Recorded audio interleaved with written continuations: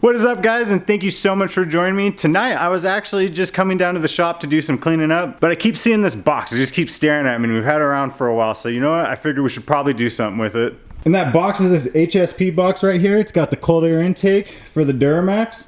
Now I know I've got a whole bunch of stuff staring at me, but I've really been wanting to get this on the truck, so we're gonna go ahead and take care of that tonight. This shouldn't take that long to install, so it should be a good quick video for you guys.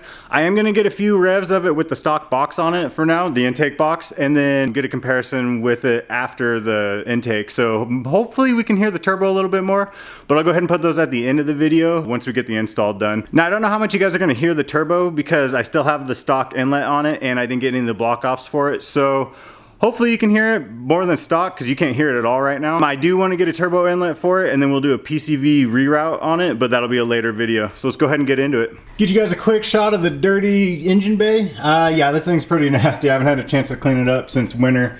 So I don't have enough time actually tonight to clean it up completely, but I'm gonna get some of the plastic cleaned up. And I did notice I've got a little bit of a leak off the power steering.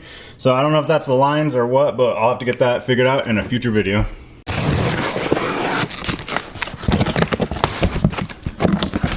I legit actually haven't pulled it out of the box yet. I just kind of opened it up when I first got it to make sure it was in there and then just boxed it up and set it off to the side. So this will be my first time actually looking at it outside of the box. I think I like it already. I went ahead and got everything out of the box. Got the intake tube right here, got the heat shield, got the top to the shield.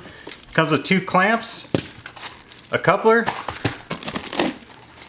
and the air filter. Now I'm gonna go ahead and get this stuff unwrapped so that we can actually take a look at it. Oh,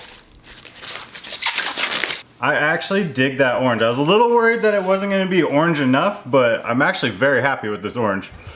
Got the rest of the parts out of the packaging. I am actually very happy with this color. I was hoping to be a little bit more of a metallic orange. It's just a straight orange, so no complaints though. I'm very happy with it. Enough talking, let's go ahead and get this installed. Removing the stock box is going to be super simple. You're just going to need a Phillips or a flathead right there.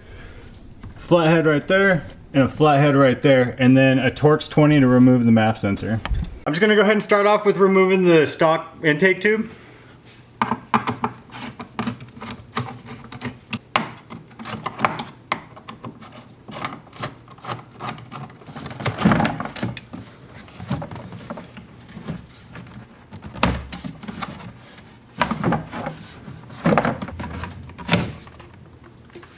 I'm gonna leave the MAF card in the stock box for now, and then we'll remove it once it's over on the table. I don't want to risk like getting it dirty or dropping it. And I didn't have any MAF cleaner on me, so I'm gonna go ahead and get some of that and then just spray it down tomorrow.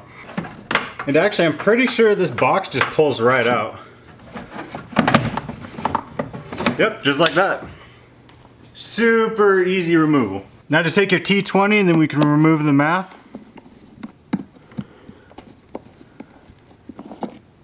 MAF card's out. Actually looks really clean. So I did just notice that the HSP hardware is actually a size 3 Allen head. So go ahead and get your size 3. We'll go ahead and take these out. And before you install the MAF card, I can't really get it to show up on camera because the powder coat kind of filled it in, but right here there's an arrow going this way that says flow. So make sure you've got it aimed the right way. And also when you install it, make sure it's going in the right way because it kind of looks the same. When you're looking at it, just drop that right in there. Then before you install the heat shield, go ahead and remove that 10mm bolt. All of these are actually 10mm bolts, so you're gonna wanna remove that one, and this one right here. But I'm actually thinking about, I think I'm just gonna remove this entire plate right here, and there's another bolt right there. So I'm just gonna remove this whole thing, and then we can get the heat shield in.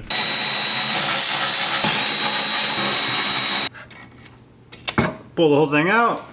Now I'm gonna try and install the heat shield without bashing it on the everything as I hit the reservoir.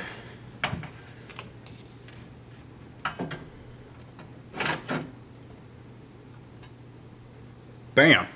So now we can go into installing the intake tube. I didn't tighten down the heat shield all the way just in case we have to move it around a little bit while getting the tube in. I didn't want it fixed in one spot. So now once we get the intake tube in, I'll tighten that down all the way.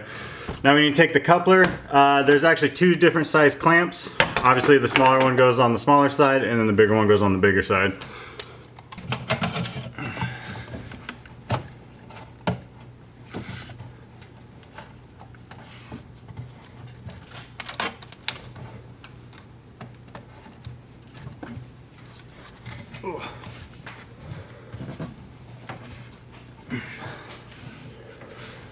That is a snug fit, boys. And you're gonna want an 11mm for the clamps. Now we can go ahead and install the intake tube. I'm gonna start with putting in the heat shield first.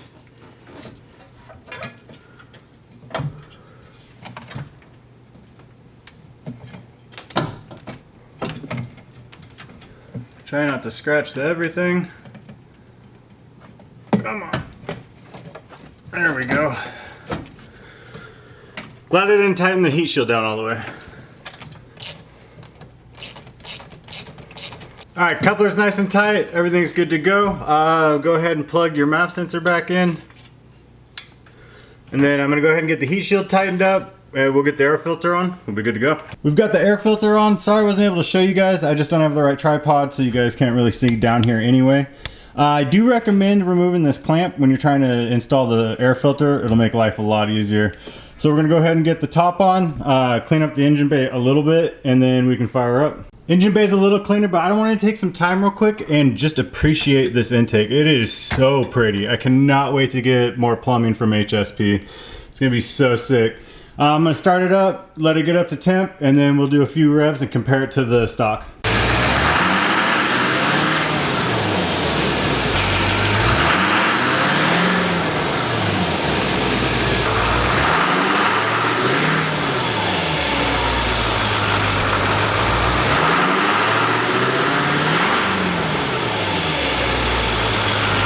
Alright boys, I don't know if the camera picked it up. I feel like you could hear the turbo a little bit more, but we're definitely going to have to get that turbo inlet to really hear it. Hopefully under load we can hear it a little bit more, so let's go ahead and find out. We're going to try a little overpass action.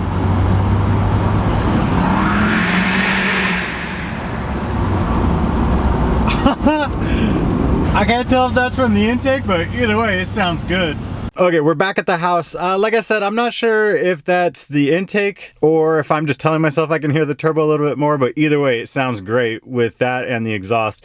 We definitely need to get the turbo inlet, and I cannot wait to get that installed. I do feel raw throttle response already. Could just be in my head, but I feel like it's already there. I'm not sure if this is like the BMW where you got to give it 100 miles after you do the intake on it, because it was turboed as well. And then it gives the computer a little bit of time to figure it out. I don't think we're going to get the 20 horsepower like it says. That'd be cool. I just really want throttle response and a little better fuel mileage, so that'd be really neat if that worked out. But other than that, I will report back here in a future video on if we get better fuel mileage or if I've noticed a huge horsepower increase. Like I said, I'm not really expecting anything, but it does feel like it woke it up a little bit already. So thank you guys so much for watching. Hope you guys enjoyed the video. Have a great night.